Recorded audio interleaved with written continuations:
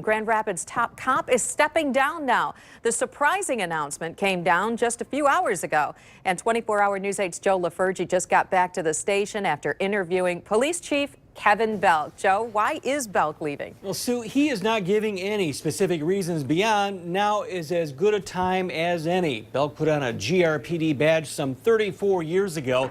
The lifelong Grand Rapids resident says he never joined the force intending to become chief, but opportunity worked in his favor. Now, like any chief, Belk has seen his share of challenges, from the Roderick Danzler rampage to budget cuts that have reduced the number of officers on the streets. So I asked him, why retire now?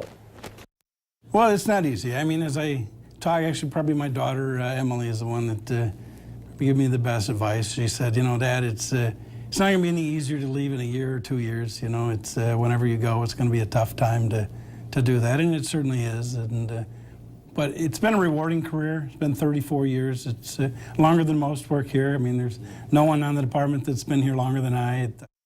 Belk retires officially on February 7th, but he won't be packing up his office right away. He is staying on as interim police chief while a search for his replacement continues. He tells me there are a number of in-house candidates that are more than qualified for the job. Henry Erb is looking into that process. He'll have more starting at 5. Okay, Joe, thank you. Well, here's a look at Chief Kevin Belk's career.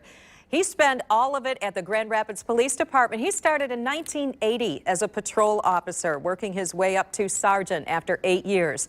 In 1994, he was promoted to police lieutenant within the department, and just 2 years later, he was elevated to captain, where he commanded support services and investigations units. In 2007, he was tapped to serve as chief when ex-chief Harry Dolan retired, and then was officially appointed to the top spot almost exactly 6 years ago.